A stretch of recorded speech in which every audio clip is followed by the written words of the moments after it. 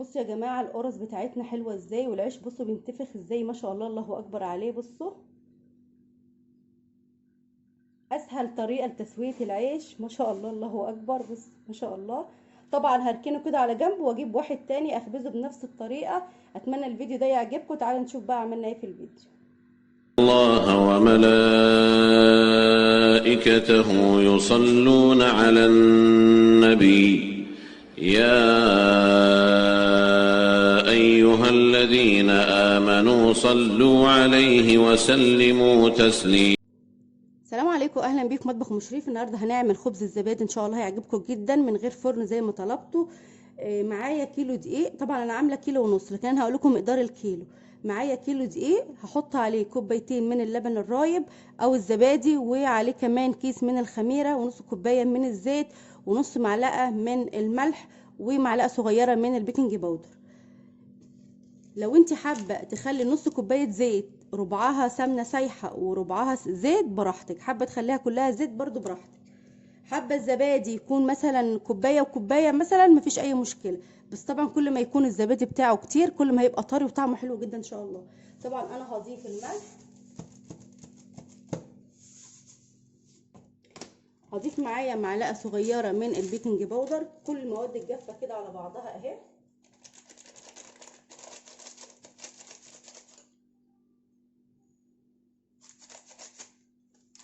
طبعا انا عشان الوقت حطيت الكيس الخميره عليه شويه من الميه الدافيه وشويه كده من السكر، وسبتهم دلوقتي لحد ما يتفاعلوا عشان العجينه تخمر معايا بسرعه. هنزل كمان كده بمعلقه من السكر اهي، معلقه من السكر. حابين تحطوا معلقتين مفيش اي مشكله، حابين تلغوا السكر برضو خالص براحتكم. طبعا هقلب كل المكونات دي على بعضها ونرجع نضيف الزيت مع بعض. العجينه طبعا سهله جدا مش محتاجه مضرب، وانا عامله الفيديوهات دي قبل كده وعجنها بايدي مفيش اي مشاكل ان شاء الله. هقلب بس كل المواد الجافه كده مع بعض، وبعد كده هنزل بالزيت. هسرع العجينه شويه.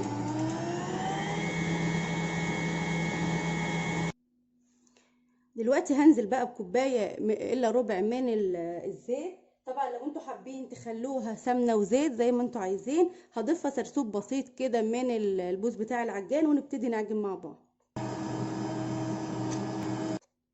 كده زي ما احنا شايفين. الدقيق كله بصوا ما شاء الله بقى عامل ازاي، خلاص اتغلف الزيت فيه والملح والسكر وكل حاجه. هنزل بقى دلوقتي بالخميره بتاعتي اللي اتفعلت اهي، ما شاء الله شايفين الخميره. لان اللبن هيبقى بارد فانا حطيت شويه ميه صغيرين وحطيت كيس الخميره اللي تعادل معلقه كبيره. هنزل دلوقتي بالخميره بتاعتي اللي اتفعلت، وهنزل كمان باللبن الرايب، وهنكمل عجين مع بعض.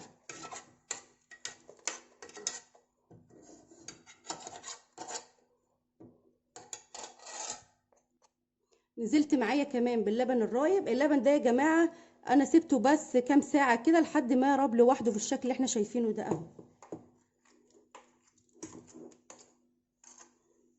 وهنقفل تاني العجان بسم الله، وهنبتدي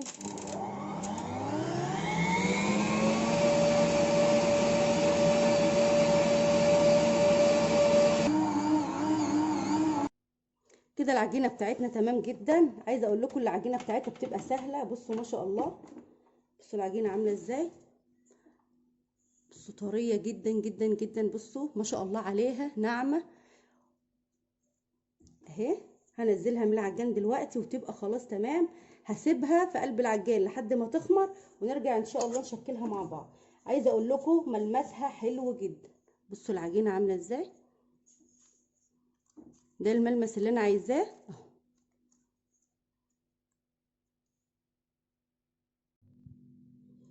زي ما احنا شايفين العجينه ما شاء الله. بصوا خمرته بقى جميله ازاي. طبعا هنقطع التقطيعه اللي تعجبنا وعلى حسب المقاس اللي احنا عايزينه، حابينها صغيره حابينها كبيره زي ما احنا عايزين. هنقول بسم الله الرحمن الرحيم اهو. بصوا العجينه يا جماعه خمره عامله ازاي، بصوا ما شاء الله. هناخد كده ونقول بسم الله. العجينه سهله جدا، لا هي بتلزق في الايد ولا اي حاجه خالص اهي.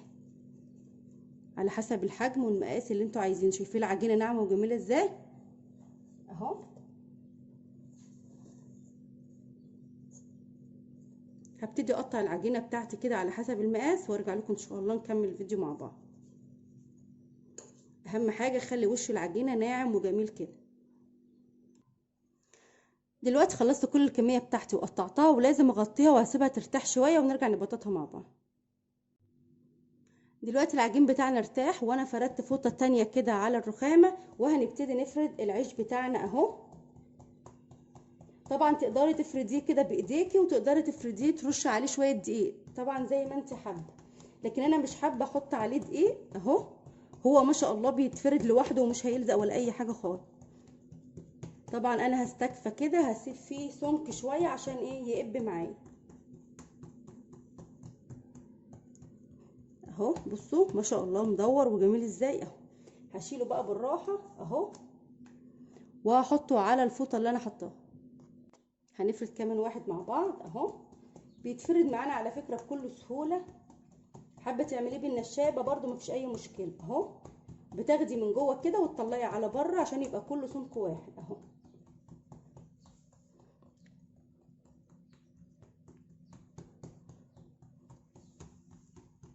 ما بيلزقش ولا اي حاجه، لكن لو حابه تحطي رشه دقيق براحتك برده.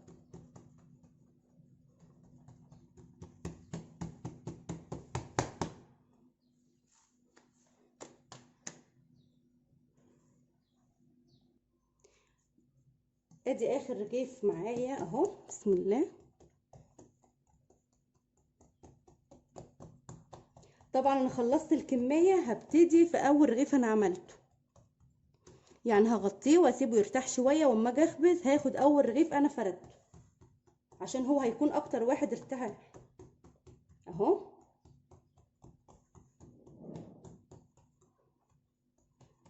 زي ما قلت لكم سيب فيه سمك عشان يقب معانا، وممكن تفتحيه كده زي الساندوتش. دلوقتي هنخبز العيش بتاعنا على الغربال. طبعا الغربال ده موجود في كل بيت، لو مش موجود هتعملي طبعا على الطاسه عادي جدا، بس هوريكم التسويه هنا ان شاء الله تعجبكم. هناخد طبعا اول رغيف احنا فردناه، هنقول بسم الله الرحمن الرحيم، وهنبتدي نحطه بالشكل ده اهو.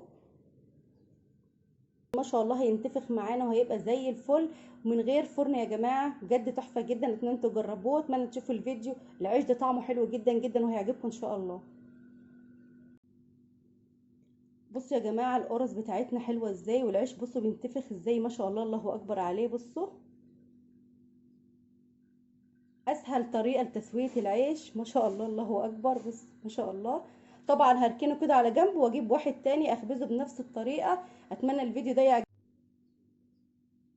وادي الفطاير بتاعتنا بعد ما خلصت، بتمنى انها تعجبكم. عايزه اقول لكم ريحتها حلوه جدا جدا جدا وطعمها بجد خيال. هنفتحها مع بعض وتقدري تحشوها، تقدري تعملي منها سندوتشات او تاكلوها زي القرص الفلاحي، تغمسوا منه جبنه عسل مربى اي حاجه. العيش ده متاح تاكلوا بيه اي حاجه. ان شاء الله نفتحه مع بعض ونشوف اخباره ايه. زي ما احنا شايفين بصوا يا جماعه ما شاء الله. بصوا طبعا سخن، انتوا شايفين البخار اللي طالع منه، انا اصلا مش عارفه امسكه على ايدي. بتعملوا الاحجام اللي انتوا عايزينها اهو. بيبقى شكله كده كانه مبطط، لكن هو بيبقى مفرغ خالص من جوه. اتمنى ان هو يعجبكم. متنسوناش بقى في لايك للفيديو، والى اللقاء ان شاء الله في فيديو جديد.